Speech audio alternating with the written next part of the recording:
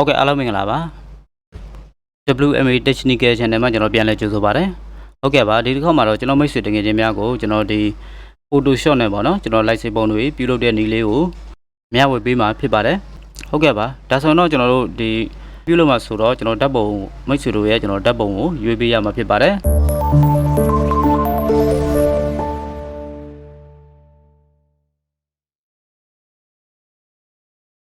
ဓာတ်ပုံရွေးမှာဆိုတော့ file ထဲကိုကျွန်တော်တွားလိုက်မယ်ပြီးရင် open ကိုနှိပ်လိုက်မယ်နော် open ကိုနှိပ်ပြီးတော့ကျွန်တော်ပုံတစ်ပုံကိုကျွန်တော်ရွေးလိုက်ပါမယ်ဟုတ်ပြီနော်ပုံတစ်ပုံရွေးပြီးတော့ကျွန်တော် open ကိုနှိပ်လိုက်မယ်ဟုတ်ပြီနော်ဒါဒီပုံလေးကိုကျွန်တော်ဒီ lens ပုံတစ်ခုပြုလုပ်မှာပေါ့နော်အဲ့ဒါကကြတော့ကျွန်တော်တို့ဒီပုံလေးကိုကျွန်တော်တူ site နဲ့ကျွန်တော်ဖြတ်ပေးရမှာဖြစ်ပါတယ်ဒီ2ထဲမှာကျွန်တော်9ခုမြောက်2ပေါ့နော် crop 2ကိုကျွန်တော် crop 2ကိုအသုံးပြုပြီးတော့ကျွန်တော်ဒီ site တွေကို line ဓာတ်ပုံ site ကိုကျွန်တော်ဖြတ်ပေးရမှာဖြစ်ပါတယ်ဟုတ်ပြီဒါဆိုရင်တော့ကျွန်တော်တို့ crop ကို2ကိုနှိပ်ပြီးတော့ကျွန်တော်ဒီမှာဒီတန်ဖိုးတွေဒါအကျယ်ဒီဘက်ကကျတော့အမြင့်ပေါ့နော်အကျယ် 1.25 inches ကျွန်တော်ကျတော့ဒီ 1.25 inches အမြင့်ကျတော့ 1.5 နဲ့ကျွန်တော်ဥပမာအနေနဲ့ကျွန်တော်ပြပေးမှာဖြစ်ပါတယ်line ပုံဆိုရင်ဘယ်လောက် site တူတက်မှတ်ထားတဲ့ site လေးတော့ရှိကြပါတော့အဲ့ဒါလေးကိုကြည့်ပြီးတော့ဒီမှာရိုက်ထည့်ရမှာဖြစ်ပါတယ်ဟုတ်ကဲ့ပါဒါဆိုတော့ကျွန်တော်ဥပမာပြပေးတဲ့အနေနဲ့ကျွန်တော်ကတော့1.25 လက်မှတ်နဲ့အမြင့်ကကြတော့ 1.5 လက်မှတ်ပါနော်ဒါလေးတွေကိုကျွန်တော်ရိုက်ထည့်တာဖြစ်ပါတယ်အဲ့ခါကျတော့ကျွန်တော်ဒီမှာ cross ဆိုမှကျွန်တော်ဒီ down ကနေကျွန်တော်ဆွဲလိုက်မှာဖြစ်ပါတယ်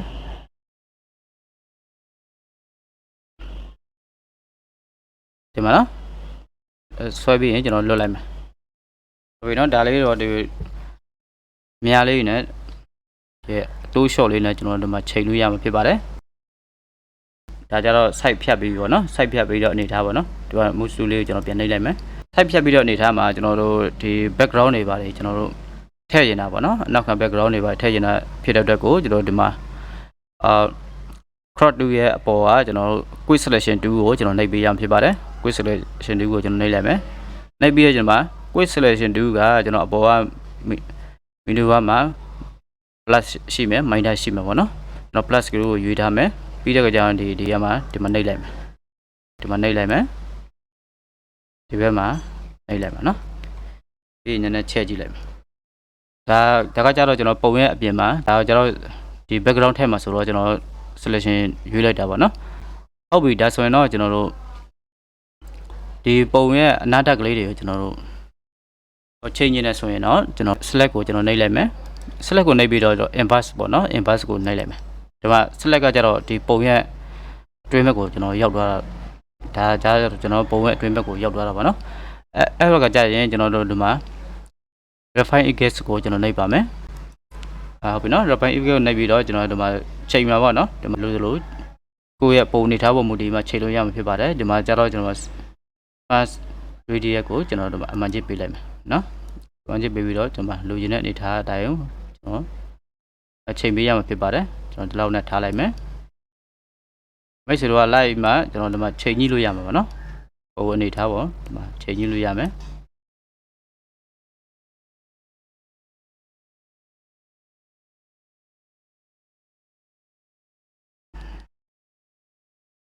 တူးကြည့်လိုက်မယ်ပုံကတေးပါနော်ဒီကဒါရှော့လိုက်ပုံအနေထားပုံမူတည်ပြီးတော့ဒီမှာချိန်လို့ရမှာပါနော်အားလုံးချိန်ပြီးတဲ့ခါကျစိတ်ကြိုက်ဖြစ်ပြီဆိုရင်ကျွန်တော် okay ကိုကျွန်တော်နှိပ်လိုက်မယ်ဟုတ်ပြီနော်ကျွန်တော်ဒီ background ရနောက်က background ကိုထည့်ကျင်တယ်ဆိုရင်ဒီမှာ selection နဲ့ပြန်သွားမယ်ဒီပြီးတော့ inverse ပြန်နှိပ်လိုက်မယ်ဒီမှာကျတော့ကျွန်တော် color ရွေးမှာပါနော်ကျွန်တော်အပြာရောင်ကျွန်တော်ရွေးထားလိုက်မယ်ပြီးရင် okay ပြလိုက်မယ်ပြီးတဲ့ခါကျရင် order နဲ့ delete နဲ့ကိုကျွန်တော်နှိပ်လိုက်မယ်ဒါဆိုတော့ကျွန်တော်ဒီမှာနောက်က background ကအပြာဖြစ်သွားတာဒီမှာတွေ့ရမှာပါနော်ဒီ selection ဖြုတ်ချင်တယ်ဆိုရင်ကျွန်တော်တို့ control D ကိုကျွန်တော်နှိပ်လိုက်ရင်ကျွန်တော် selection ဖြုတ်သွားမှာပါနော်ဟုတ်ပြီဒါဆိုရင်ဒါကျွန်တော်ဒီပုံရဲ့ဖြတ်စလေးပေါ့နော်ဖြတ်စလေးတွေကျွန်တော်ချမ်းကျင်တယ်ဒီချမ်းကျင်တယ်ဆိုရင်ကျွန်တော်တို့ edit ကိုတွားမယ် edit ကိုတွားရင်ကျွန်တော်တို့မှာ stroke ကိုနှိပ်ပြီးရပြပါတယ် stroke ကအရောင်ကမိတ်နေတာပေါ့နော် stroke အရောင်မိတ်နေတဲ့ခါကြရင်ကျွန်တော်တို့ဘယ်လိုလုပ်ရမလဲဆိုရင်ဒီမှာဒီ layer box ထဲမှာဒီမှာတော့ပုံနဲ့ကျွန်တော်တွေးရှိရမှာဖြစ်ပါတယ်အဲ့ဒါလေးကိုကျွန်တော် နှစ်ချက်နှိပ်လိုက်မယ်ပြီးတဲ့ခါကျရင်ဒီမှာ okay ကိုကျွန်တော်နှိပ်လိုက်မယ်ဒါဆိုတော့ပုံလေးပျောက်သွားပြီเนาะဒါဆိုရင် edit လည်းပြန်သွားမယ်ပြီးရင် stock ကိုပြန်နှိပ်မယ်ကျွန်တော်တို့ဒီဖြတ်ဆက်ဒီဖြူရောင်လေးတွေပေါ့နော်ဖြူရောင်ပတ်ချလေးကိုခါကျင်းတဲ့ဖြစ်တဲ့အတွက်ကိုကျွန်တော်တို့ဒီမှာ wish ကကြတော့ကျွန်တော်တို့ဒီမှာ h reason နဲ့ကျွန်တော်တွားထားမယ်ပြီးရင် color မှာကျတော့ကျွန်တော်ဖြူရောင်ရွေးလိုက်မယ်နော်ဖြူရောင်ရွေးမှ okay ပေးလိုက်ဒီမှာ inside ပေါ့နော် inside ဆိုတော့ကျွန်တော်ဒီအတွင်းဘက်ကပုံရဲ့အတွင်းဘက်ကမှာကျွန်တော်တို့ဒီဖြတ်ဆက်လေးတွေကျွန်တော်ချမ်းပါပေါ့နော်ဟုတ်ပြီဒါဆိုရင်ကျွန်တော်တို့ပေးပြီးပြီဒါဆိုရင်ဒီမှာ inside ပေးပြီးဒီမှာ color မှာဖြူရောင်ပေးပြီးပြီပြီးရင် okay ပေးလိုက်မယ်ဘာနော်ဖြတ်ဆက်လေးတွေကျွန်တော်ပေါ်လာတွေ့ရှိရမှာဖြစ်ပါတယ်ပြီးတဲ့ခါကျရင်ကျွန်တော်တို့ edit တက်သွားမယ် edit သွားပြီးတော့ကျွန်တော်တို့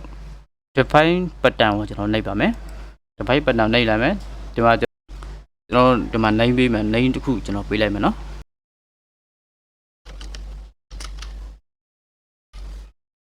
ပုံနာမည်တစ်ခုပေးလိုက်မယ်ပြီးရင်ခါကျရင်ကျွန်တော် okay ကိုကျွန်တော်နှိပ်လိုက်မယ်ဟုတ်ပြီဒါဆိုတော့ကျွန်တော်စာရွက်တစ်ရွက်ကိုကျွန်တော်ယူပေးရမှာဖြစ်ပါတယ်ကျွန်တော် file နဲ့တွားမယ်နည်းကိုနှိပ်မယ်နည်းကိုနှိပ်ပြီးတော့ကျွန်တော်ဒီမှာ international paper เนาะ A4 နဲ့ထုတ်မှာဆို international paper A4 ရွေးထားမယ်ပြီး okay ပေးလိုက်မယ်ပြီးဒီကကျရင် edit တက်တွားမယ် page ကိုတွားမယ်ဒီမှာကျွန်တော်ခုနကကျွန်တော်တို့ view ထားတဲ့ပုံကိုကျွန်တော်ဒီမှာရွေးလိုက်မယ်ပြီးရင် okay ပေးမယ်ပါเนาะကျွန်တော်တို့ license ပုံဒီကိုကျွန်တော်တို့ဒီမှာ A4 စာရွက်ပေါ်မှာကျွန်တော်တို့ print ထုတ်ပြီးတော့အသုံးပြုလို့ရဖြစ်ပါတယ်ကျွန်တော် 1.25 ယူလာတဲ့အတွက်ကိုကျွန်တော်ဒီမှာ site ကတော့ကျွန်တော်တို့ဒီမှာမလို့ပို့ထားတဲ့ဟာတွေကိုကျွန်တော်ဖြတ်ထုတ်ပြီးတော့အသုံးပြုလို့ရမှာပါเนาะဒီနီလန်းလေးတိုင်းမဲ့ကျွန်တော်တို့ license တပ်ပုံတွေကိုကျွန်တော်ကိုယ်လည်းပြုလုပ်တဲ့အခါမှာဒီနီလန်းလေးကိုအသုံးပြုပြီးတော့ license တပ်ပုံတွေကိုပြုလုပ်လို့ရမှာဖြစ်ပါတယ်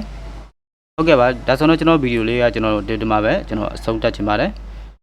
ဒီဗီဒီယိုလေးကိုကြည့်ပြီးတော့မိတ်ဆွေတို့အကျိုးတစုံတရာရရှိခဲ့တဲ့ဆိုရင်ကျွန်တော်တို့